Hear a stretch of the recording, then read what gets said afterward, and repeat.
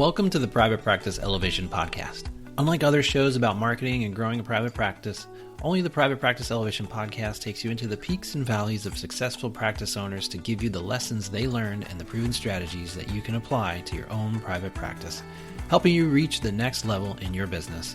I'm your host, Daniel Fava. With all the changes happening in SEO and the rise of AI-generated content, a lot of therapists are wondering if creating blog posts is still a good use of their time, or if it's just another thing to check off a marketing to-do list that doesn't actually move the needle. In this solo episode, I'm sharing my thoughts on how blogging is evolving, why it still matters, and how to make it work smarter for your practice in 2026 and beyond. We'll talk about the shift from quantity to quality, how to structure your content for AI search, and what Google is really looking for when it comes to ranking therapist websites. If you've been feeling unsure about how to approach content creation these days, or wondering why your website isn't getting as many leads as it used to, this episode is just for you. But first, let's hear about our sponsors. Xanda is practice management software built for health practitioners. It brings scheduling, telehealth, secure notes, billing, AI, and automation together in one simple system. If you're ready to make your practice management easier, visit privatepracticeelevation.com/Xanda and start your free trial today.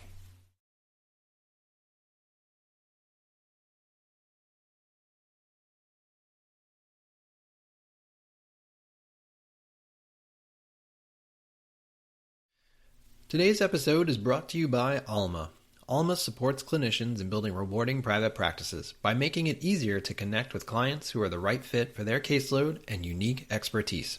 Plus, simplified insurance credentialing in under 45 days, enhanced reimbursement rates, and guaranteed 2-week payback. Visit helloalma.com/elevation to download your free guide to identifying and connecting with the right clients for your practice. That's helloalma.com/elevation to get your guide.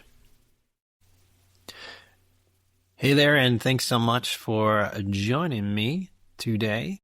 Daniel here. I'm really excited, as always, to jump into this topic today. So today is this is my first recording podcast in 2026, and also my first solo recording of a podcast. So excited for the new year and jumping into some new things, some big things at PPE. You know, we just continue to grow, we continue to change, we continue to really pivot, what we're doing and how we're doing it to make sure that our clients are reaching their clients. It's really ultimately the goal of what we do at PPE is make sure that our clients can reach their clients. And so, we're successful when our clients are successful. And so with the nature of what we do in online marketing, that means we have to really keep up with the changes that are happening, the things that are happening in the landscape of especially SEO and AI and how people are interacting with websites and how people are using websites. So that's kind of the impetus for today's conversation here. We're talking about blogging,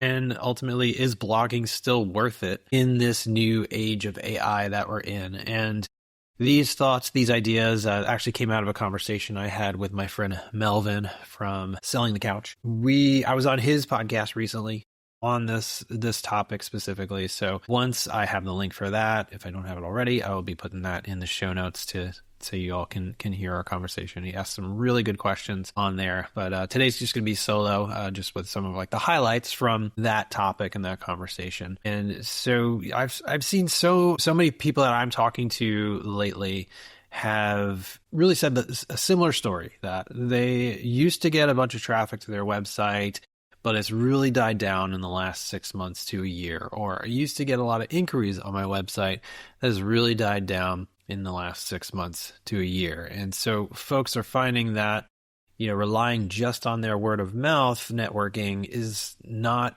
enough, because they really do want to reach people organically. Obviously, we want everyone to be able to type into Google or into ChatGPT to find a great therapist, to find someone who's going to work with you, and we want to be able to connect with people organically. I mean, that's just a great way that can really fuel your business and your growth. That's, concerning, obviously, for a lot of people when they have not had to rely too much on their website because people are just coming to it, maybe organically, or maybe just the word of mouth was working enough.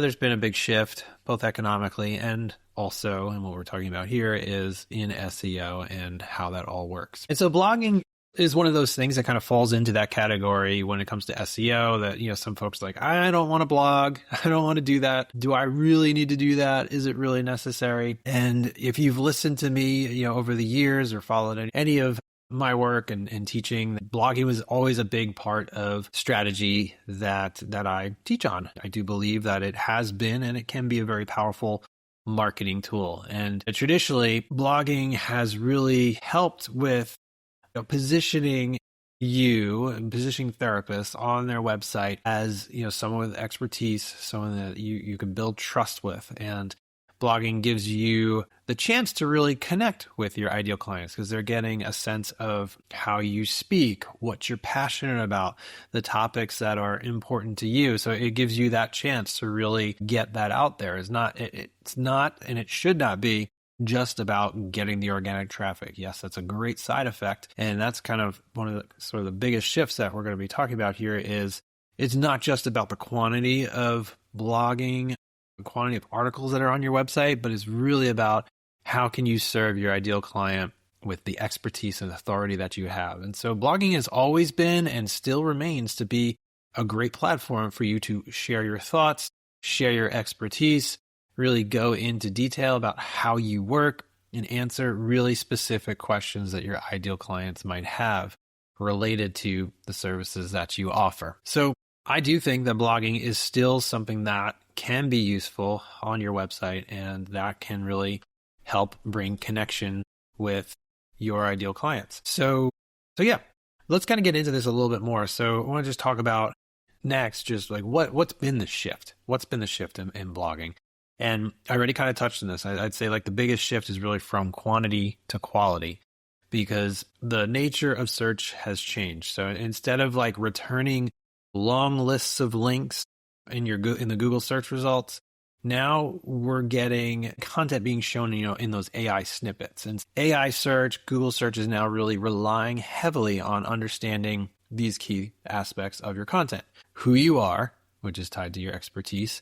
How trustworthy you are has to do with credibility and reviews, testimonials. How clearly your content answers client questions and how well structured your site is. And this has to do with the architecture of your website, the menus, clarity of your services, and something that we can't really get into too much detail here, but on the technical back end of your website, something called schema markup, which basically lets all the bots know what the content is about, who wrote it, all that stuff. So because of this shift, the structure and data that kind of goes behind the scenes of your website are essential. It's not as simple as just putting up a blog post, having some keywords in it. Anyone can do that, and everyone has done that, And so it's a really big shift to ensure that Google and AI are giving the user the best content that's going to answer their question and what they're searching for based on the intent of what they're searching for. There are these signals that we've talked about on this podcast before called EAT, E-E-A-T, signals of experience, expertise, authoritativeness, and trustworthiness.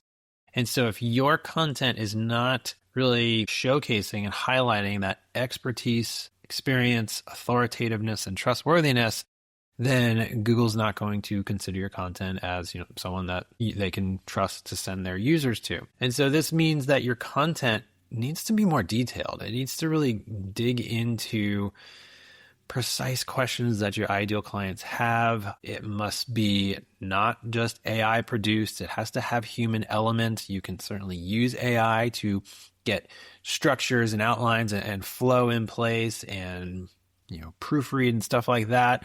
But it needs to have that truly human element to it that only you can add to it. Only you can do the therapy that you do. Only you can teach on some of the ways that you teach your clients, educate your clients on how to overcome their challenges.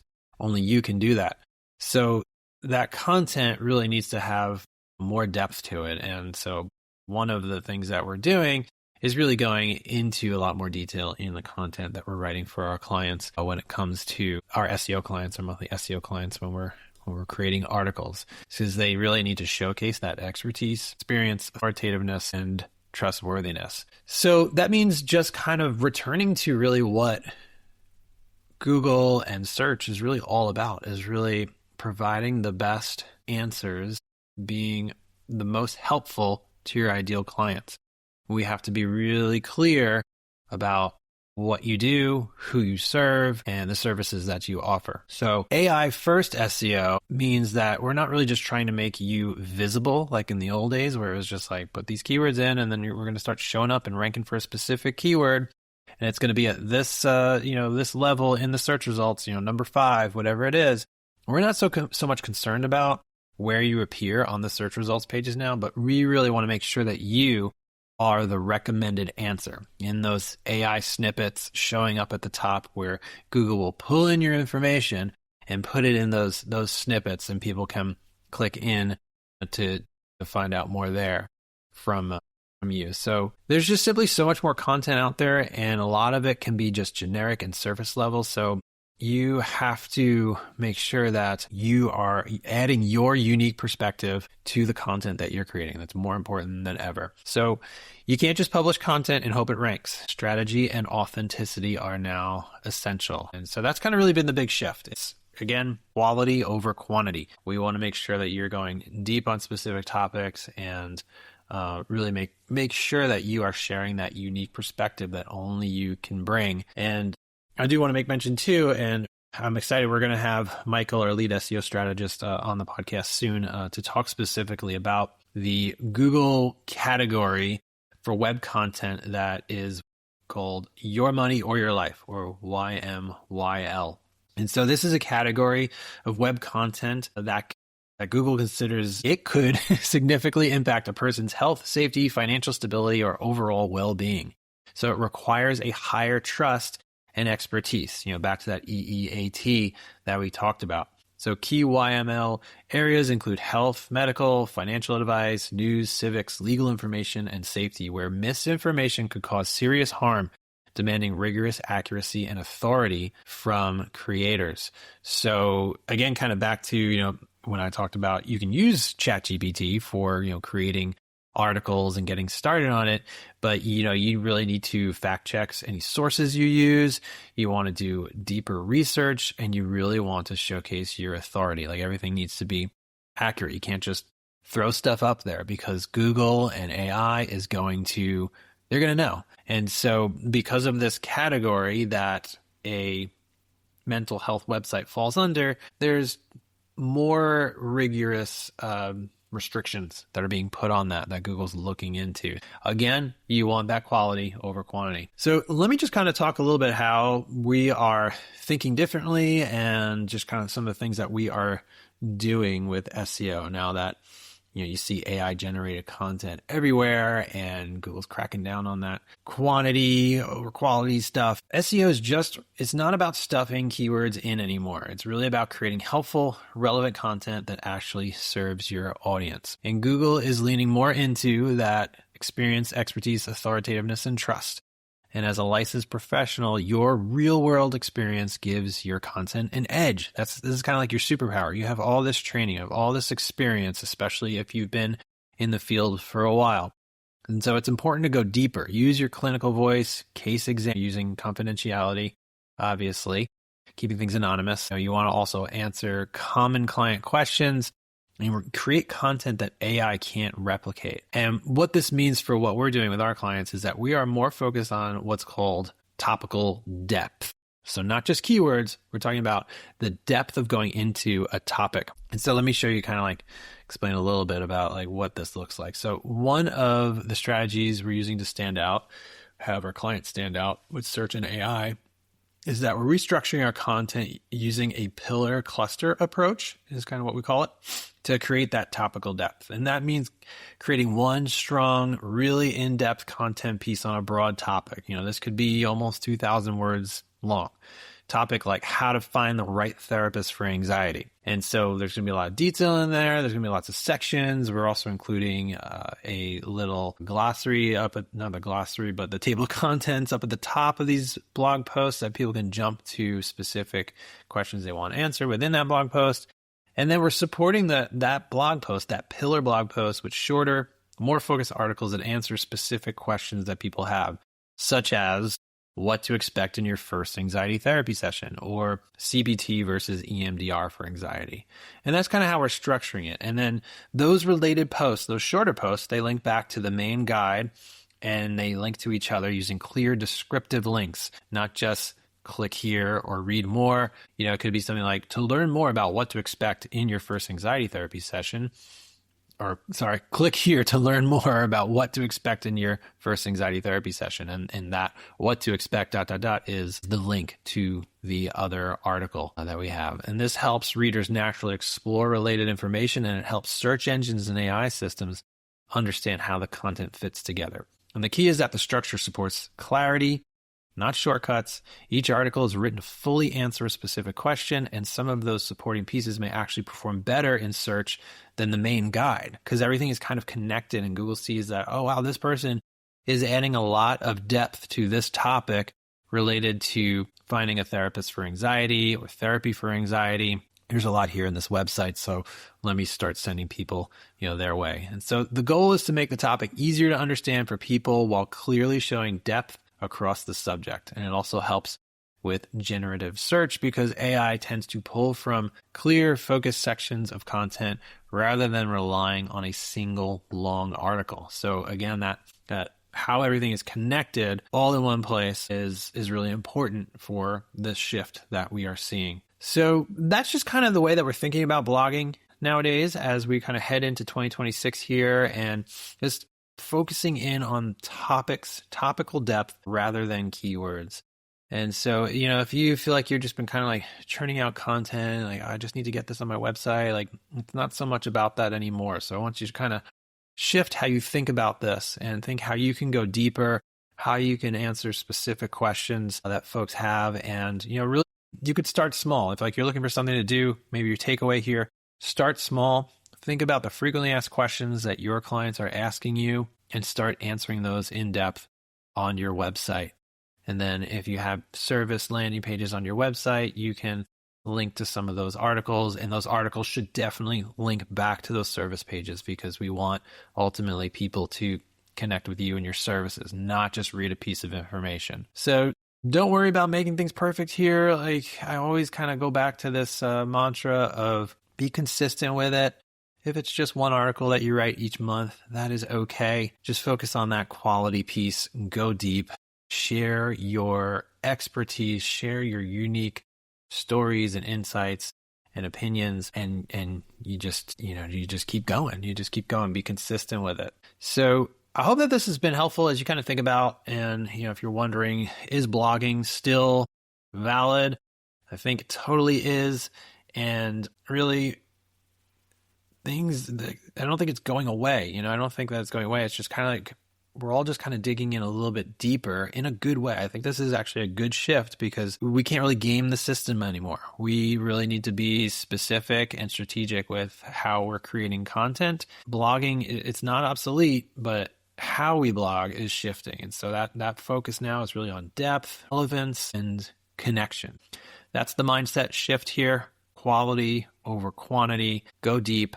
Yes, you can still use AI to create the structure, the outline, some of the details in these blog posts that you're creating, but add your unique element, add your expertise, the stories only you can tell, stuff like that. So I hope that you found this helpful and useful.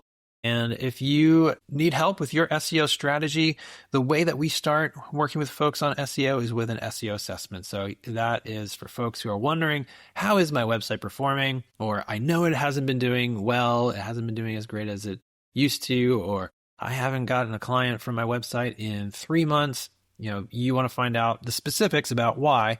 That's what the SEO assessment is for. And so from there, you would get a report, you'd get a consultation call with our lead SEO specialist, Michael, to dig into the data, real data about how your website is performing, what you can improve. And this is kind of the start of your strategy. And then if you wanted to work with PPE to really flesh out that strategy and do that work, we would love to help you. So the assessment is your starting point. So if you're curious about that and you want to learn a little bit more, you could sign up for a quick free 15-minute call at privatepracticeelevation.com/kickoff, and I would love to chat with you, answer any questions you might have, and keep you moving forward and keep you reaching your clients. So thanks so much for listening. Now go elevate your practice. Running a private practice can feel like a juggling act. You're the clinician, the scheduler, the biller, and even the IT department. Xanda makes it all easier. Xanda is practice management software built for health practitioners. It brings scheduling, telehealth, secure client notes, billing, AI, and payments into one easy-to-use system. Clients can book appointments online, receive automated reminders, and access a secure client portal while you manage everything from one dashboard. That means fewer administrative headaches and a smoother experience for everyone. If you're ready to spend less time on admin and more time with clients, visit privatepracticeelevation.com/Xanda to start your free trial.